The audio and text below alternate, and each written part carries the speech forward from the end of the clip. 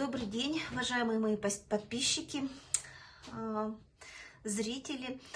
Я сегодня хочу вам предложить интересный расклад, который называется «Диагностика личностных особенностей». Я буду использовать 22 старших аркана. Первоначально я старшие арканы разложила в обычном порядке, начиная с первого и заканчивая последним нулевым или шут. Ну и на каждую позицию я буду выкладывать в хаотичном порядке. Перед вами я уже это сделала. Буду выкладывать тоже 22 старших аркана. Таким образом, я буду анализировать каждую позицию в отдельности и давать характеристику тому, что происходит с конкретной личностью человека на данном периоде его жизни. Таким образом, мы получаем глубокий разносторонний портрет человека, его личностных качеств, может быть, каких-то неосознанных мотивов, которые им управляют на данном этапе.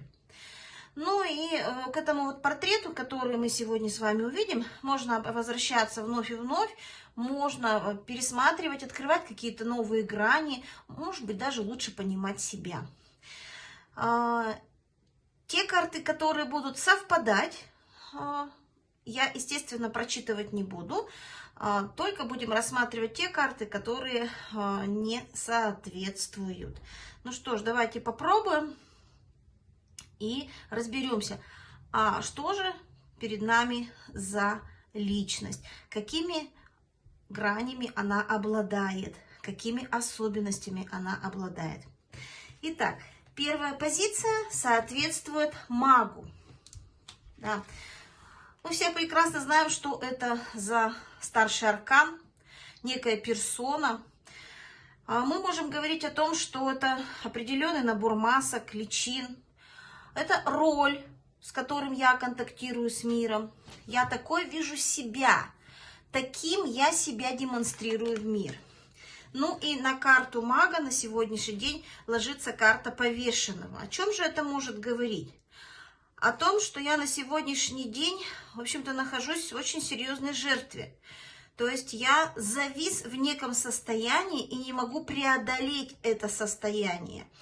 Оно мне действительно очень мешает в моем развитии. Оно не дает, скажем так, развиваться моему потенциалу. Я постоянно анализирую, что со мной происходит. Но выйти из этого состояния я не могу. Я, пожалуй, не контактирую в таком состоянии с миром. На сегодняшний день я в большей степени рассуждаю сам с собой. Ну и, пожалуй, не демонстрирую себя ни в коей мере. Поэтому действительно мне нужно, видимо, такой период в моей жизни разобраться, нужно в том, что со мной происходит, и выйти из этого состояния. Вторая позиция соответствует жрице. Ну, это получается моя внутренняя сущность. Вот, скажем так, женская часть души, что во мне скрыто, то, что я никому не показываю. Ну, и здесь мы видим колесо фортуны. То есть, как же мы можем интерпретировать это состояние? Наверное, я стремлюсь к реализации. Я хочу, чтобы мое колесо фортуны развивалось в правильном направлении, по часовой стрелке. Я хочу, чтобы рядом со мной была удача, и она есть. То есть я хочу открыться миру. Я не хочу, чтобы мир меня не знал, не понимал, кто я. А хочется, чтобы люди меня воспринимали адекватно и принимали меня с такими особенностями, какие у меня на сегодняшний день есть. Да, действительно, я наполнена разными аспектами, разными глубинами, и хочется раскрыть эти глубины для других людей. Третья позиция соответствует императрице. Ну, мы знаем, что это некая продуктивность, способность получать удовольствие, гармония, умение любить себя. В общем-то, то, что я беру из отношений, например, с матерью. В данном случае на эту карту ложится аркан звезда. О чем это говорит? О том, что В моей голове на сегодняшний день есть мечта, которую я хочу осуществить. Да, она еще не сейчас, но она впереди, и я стремлюсь к осуществлению моей мечты.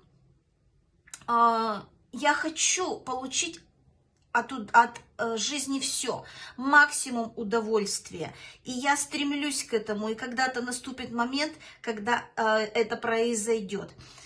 Что же я беру, получается, из отношений с матерью, да, тоже можно рассмотреть в этой позиции. Ну, я мечтаю, да, может быть, отчасти походить на свою маму, вот когда она была наполнена вот этими мечтами и стремлением к тому, что ее жизнь будет развиваться только в положительном смысле. Следующая позиция соответствует императору. То есть император, ну, мы с вами знаем, это порядок, это субординация, это определенный социальный статус, это отношение, может быть, с властью, это мое чувство долга, ну, то, что я беру из отношений, например, вот в том числе и с отцом. Здесь выпадает карта смерть, и это говорит о том, что действительно мне нужно что-то поменять достаточно серьезно. Может быть, изменить свое положение в социуме, может быть, навести порядок в своей жизни и систематизировать как-то свою жизнь. Я должна понимать, что мое развитие должно исходить из чувства долга, да. Может быть, действительно, что же я беру от отца? Беру от отца вот это умение меняться, умение преображаться и брать что-то новое. И это новое использовать и внедрять в своей жизни. Умение трансформироваться. Следующая позиция. 5-я позиция. Соответствует иерофанту или жрецу. Мы можем говорить по этой карте, что это уважение, то как я отношусь к порядкам, к нормам, к морали, к традициям, как я отношусь к своим корням, к роду, к семье. Здесь выпадает карта Луны. Можно говорить о том, что я не все понимаю, да, до конца осознаю. А что же мне дает вот эти мои корни, моя семья, чему же она меня научила, какой потенциал был заложен в меня и как я могу реализовать, да.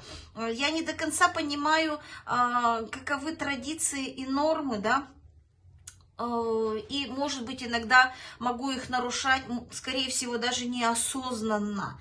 Поэтому мне необходимо провести, скажем так, порядок в своей голове, да, свои мысли систематизировать и проанализировать то, что со мной происходит. Следующая позиция соответствует влюбленным. То есть некие проекции на мир, критерии, которыми я пользуюсь при выборе, то, как я строю отношения, например, с партнером. Вот здесь мы видим карту дьявола. Это говорит о том, что данный человек очень сильно привязывается к своим партнерам. Порой это бывают манипулятивные отношения, которые строятся на каких-то обязательствах, условностях, а не представляют собой гармонию. Поэтому мне нужно осознать, что же со мной происходит в отношениях, да, почему я вступаю в эти зависимости, почему я не могу с партнером формировать гармоничное взаимодействие. Следующая, 7-я позиция, соответствует колеснице. Ну, здесь мы видим движение вперед, целеустремленность, амбициозность, мои способности в достижении цели. И здесь выпадает император. Вот тут я думаю, что достаточно неплохо. Да, действительно, я знаю, куда я иду и к чему я стремлюсь. Я пытаюсь планировать свою деятельность, раскладывать ее по полочкам и двигаться целенаправленно, поднимаясь все на более высокие позиции. Поэтому здесь я думаю, что дорога будет осмысленной. Следующая позиция, 8-я, соответствует правосудию. Что же мы здесь видим? Правосудие – это ответственность, это адекватность в отношении с миром, мы можем характеризовать данную карту, некое чувство реальности. То есть, когда мы говорим о системной совести, да, то есть, как бы, когда есть баланс, да, в том числе и между собой и другими людьми. Здесь ложится карта Солнца, и мы можем говорить о том, что я, наверное, больше внимания скорее уделяю себе, да, может быть, достаточно эгоистично на все смотрю, может быть, не всегда ответственно отношусь к тем жизненным ситуациям, в которые я попадаю. Вот, может быть, в большей степени чувство реальности, оно сосредоточено именно на мне и на каких-то моих проблемах. Вот, поэтому, с одной стороны, а с другой стороны, я достаточно светлый человек, да, я стремлюсь к правосудию, к адекватному восприятию мира. Да, у меня еще не всегда все получается, но я пытаюсь развиваться. Следующее. Карта соответствует отшельнику. Посмотрите, совпадает. То есть сегодня период развития личности говорит о том, что человек в размышлениях и в мудрости находится, да, поэтому пытается понять себя и определить, кто я. Поэтому эту карту мы не будем раскрывать, она проявляется в полном объеме. Следующее. 10-я позиция. Колесо фортуны. Мы все знаем, что это некие повторяющиеся сценарии. И насколько я умею проходить уроки, насколько я понимаю те жизненные ситуации, в которые я попадаю. Выпадает карта «Мир». Можно сказать, что я в полной мере проживаю эти ситуации, осознаю, что со мной происходит, но возвращаться могу вновь и вновь. Есть, присутствует некая цикличность, то есть через некоторое время я вновь возвращаюсь в те же самые ситуации и вновь для себя делаю открытие, почему же я там оказался, вроде бы это уже было, и я уже помню, что когда-то это случалось. Надо понять и осознать, почему происходит возврат, что же мне мешает двигаться вперед. Следующая позиция соответствует силе. Ну, здесь мы говорим о конкурентоспособности, здесь мы говорим об очень большой энергии, о том, что я могу управлять собой, могу управлять и другими людьми в полном объеме. Здесь выпадает карта Маг, и эти две карты друг друга дополняют. Действительно, карта Мага говорит о том, что я могу управлять, контролировать ситуацию, если и нужно манипулировать ситуацию так, как мне нужно. У меня есть силы. У меня силы в полном объеме присутствуют для реализации себя. То есть я конкурентоспособна на сегодняшний день, и мой источник энергии, он наполнен максимально. Я могу управлять процессами, которые происходят вокруг меня. Следующая позиция соответствует повешенному. Но мы знаем, что эта карта нам говорит и о жизненных тупиках, и о жертвенности. Она нам говорит об возможности, в общем-то, скажем так, каких-то сложных ситуациях, когда мы не знаем, как себя вести. Здесь выпадает карта башни. О чем это может говорить? О том, что я прохожу жизненные тупики очень тяжело, да, когда происходят очень серьезнейшие сломы. И порой отдаю всего себя для прохождения этих жизненных ситуаций. Таким образом, что происходит очень серьезные изменения в моей жизни. Когда что-то разрушается, и потом приходится все это собирать снова. Следующую карту мы посмотрим. Это карта смерти. Карта смерти. Что же она нам, о чем же она нам говорит? Это карта трансформации, когда я могу отпустить то прошлое, которое пережил. Когда я могу себя менять, когда я могу запустить эти механизмы изменения и в конце концов пройти полностью этот урок и отпустить то, что было когда-то. Здесь выпадает карта влюбленные, и мы можем говорить о том, что действительно мне необходимо взаимодействие с каким-то человеком, чтобы проходить вот эти сложные ситуации трансформации. В одиночестве мне сложнее, в паре мне легче проходить те или иные ситуации. Опять же, я должен задуматься, почему так, почему я один не могу, да, преодолеть ту или иную ситуацию, переосмыслить ее. Следующий момент смотрим. Это 14-я позиция, карта умеренности. Мы видим здесь ангела-хранителя, да, то есть то, что является внутренним каким-то органичным состоянием человека и его личности. И мы видим, что внутреннее состояние личности – это наполненность силой и энергией. То есть человек способен преодолевать препятствия, прикладывать усилия, у него есть воля, у него есть характер, и он может управлять не только ситуацией, он может управлять и людьми, которые рядом с ним находятся. Следующая карта у нас – это карта дьявола. То есть так называемая тень, то, что я не принимаю, то, что я не хочу замечать в себе, вот эти мои минусы. Какой-то вот можно говорить о том, что это мой внутренний ресурс. Ну вот в то же время то, что меня искушает, от чего я завишу. Здесь мы видим справедливость. О чем же это может говорить? О том, что у меня внутри вот этот внутренний потенциал, да, заложен очень мощный, справедливости и понимания тех процессов, которые происходят. Главное увидеть вот этот внутренний потенциал, внутренний голос, который мне говорит в той или иной ситуации, как себя вести. Вот. И очень, конечно, грустно бывает, когда ты не замечаешь, да, ты остаешься вот в этой тени. То есть я не хочу замечать то, что мне говорит внутри, да, моя внутренняя вот эта чашечка весов, да, которая в конкретной ситуации будет перетягивать в ту или иную сторону. Важно заметить, а что же у меня внутри, а что мне говорит мое внутреннее состояние.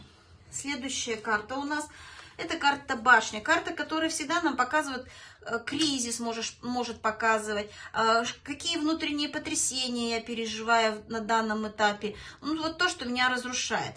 Но здесь карта шута, она говорит о том, что, возможно, разрушает то, что я, может быть, не всегда адекватно отношусь к каким-то начинаниям. То есть я могу себя вести абсолютно безбашенно, не задумываясь о том, что у меня находится за спиной, каков у меня опыт, с чем я иду в новое. То есть я могу себя разрушить только потому, что я вот так вот смело отправляюсь непонятно куда, да, вот он обрыв пропасти, сейчас я туда шагну. Совершенно не смотрю под ноги и не вижу, что меня сзади останавливают. Вот, наверное, вот эта моя бесшабашность меня и разрушает, когда я иду, как говорят, в омут с головой. Следующая карта – звезда. Звезда – это доверие к миру, это мечты, это вовлеченность вот в процессы мировые какие-то. Вот, ну, может быть, то, что мне везет, как вариант. Вот карта страшного суда, она нам о чем говорит? О том, что я могу очень перерождаться, да, то есть я могу становиться иным, выходить как бы из самых сложных ситуаций жизненных, обновленным и восстанавливаюсь очень быстро. И мы говорим о том, что я пытаюсь понять мир, как он устроен, я пытаюсь вовлекаться в эти процессы, да, которые происходят в мире. Ну и когда эти процессы меня затрагивают и разрушают, я способна или способен к восстановлению. Следующая карта Луны. Луны – это, скажем так, шестое чувство, это инстинкты, бессознательное какое-то контрольное влияние на меня, то есть когда я не осознаю, что происходит.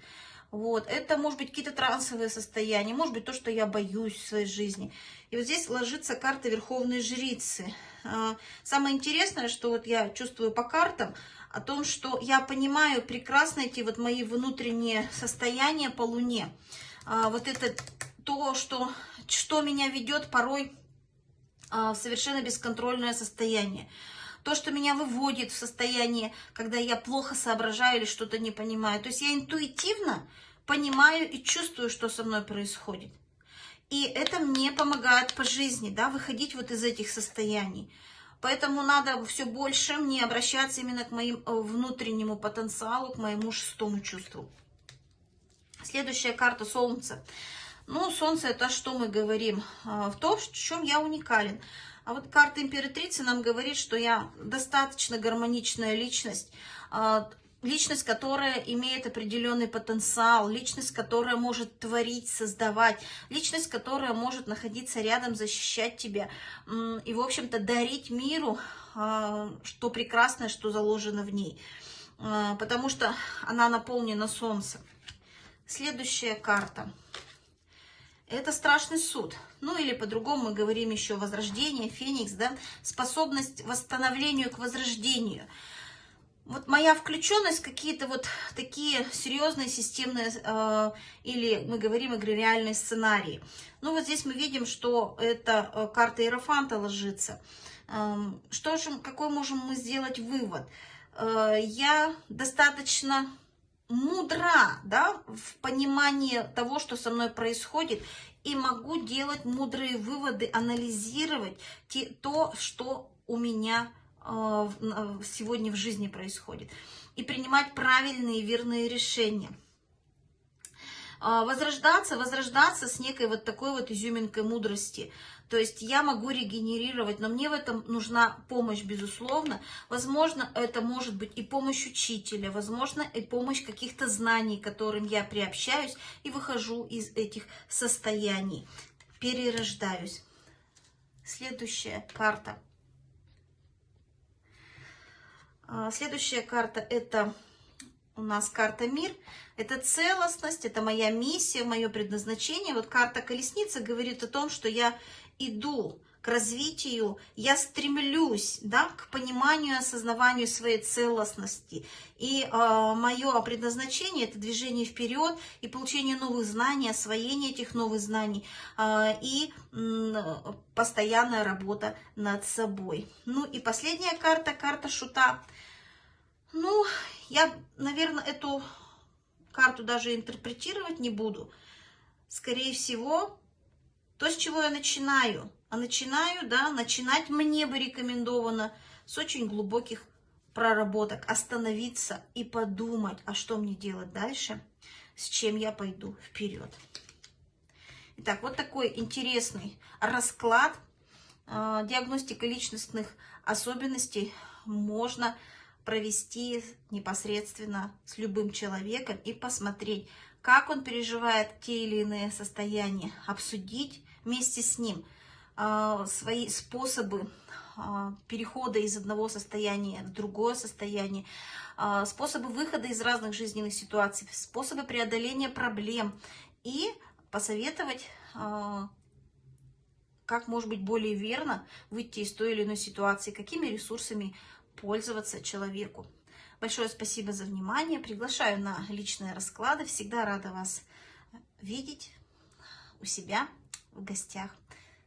Всего хорошего.